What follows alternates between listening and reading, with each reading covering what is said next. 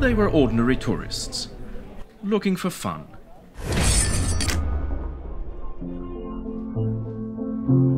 What they did not know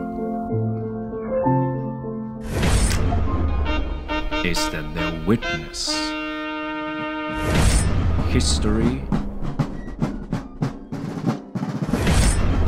in the making.